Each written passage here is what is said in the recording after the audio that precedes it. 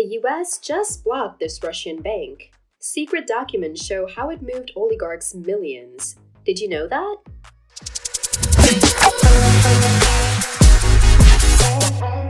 Promsvs Bank was a conduit in some of the biggest money laundering operations in history, including the so-called Russian laundromat and a scheme to move stolen money into high-end Manhattan real estate. One of the Russian banks that the US has just cut off in response to the country's attack on Ukraine played a role in some of the world's largest money laundering schemes, according to secret documents obtained by BuzzFeed News. Examiners at major Western financial institutions such as the Bank of New York Mellon and Barclays had flagged suspicious transactions coming out of Promsvs Bank as long ago as 2011.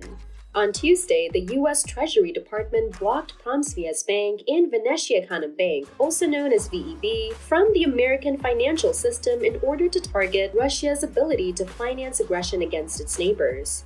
The sanctions mean that they cannot do business in the US and their assets here have been frozen. The measures also took aim at Russian President Vladimir Putin's inner circle, and the US has signaled that it could deploy even harsher financial consequences following this week's invasion of Ukraine. Both banks are owned by the Russian government. Promsvs Bank, commonly known as PSB, was taken over by the government in 2018 in order to serve the defense industry. Almost 70% of contracts to the Russian Ministry of Defense run through PSB, the Treasury Department said, and it has provided billions of dollars in support to the country's defense sector. The head of the bank is the son of Russia's former intelligence director. But in the years before PSB was controlled by the government, Western banks filed secret reports raising red flags about its transactions.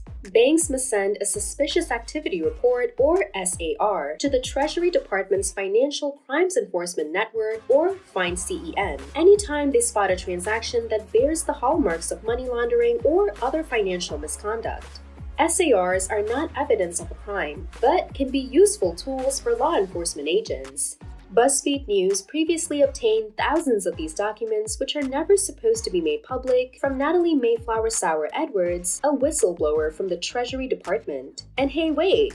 Here is the fun fact. They show how PSB provided a conduit for anonymous shell companies to participate in global money laundering schemes, and how it gave members of Putin's inner circle unfettered access to the American financial system. Among the most prominent were the Rotenberg family. Arkady Rotenberg is a childhood friend of Putin and has become one of Russia's most influential citizens. His companies have won lucrative deals to build highways, shopping malls, and pipelines across the country. The US government first sanctioned Rotenberg and others in 2014 for their alleged role in the annexation of Crimea, a peninsula in southern Ukraine. Blocked from doing business in the US, Rotenberg sold his stake in a real estate company to his son Igor. The company then continued to tap into the American financial system through the Russian bank. A spokesperson for Firtash said he was unable to comment. Spokespeople for Abramovich did not return detailed messages seeking comment. PSB also transferred money for a shell company linked to a Russian tax refund scheme that moved some of the proceeds into American real estate, including high-end properties in Manhattan.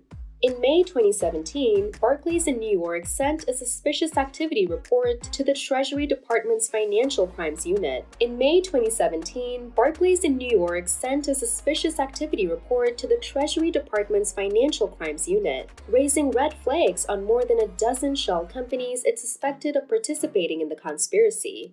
One of those companies, Nysorko Limited, based in Cyprus, sent 14 wire transfers, totaling nearly $3 million from its account at PSB to Barclays accounts in England between May and October 2008. A spokesperson for Barclays declined to comment, saying, "We are not permitted to comment on whether a SAR has been filed or not filed." Representatives from Dutch, the Bank of New York Mellon, and Standard Chartered declined to comment. Russia's central bank said that customers of sanctioned banks would be unable to use their bank cards outside Russia. It also said it would be impossible to use cards issued by sanctioned banks for Google Pay or Apple Pay. Last week, customers of Sberbank, the Russian state-owned bank, queued outside a branch in Prague to withdraw their money after it was named as one of a number of lenders to face sanctions.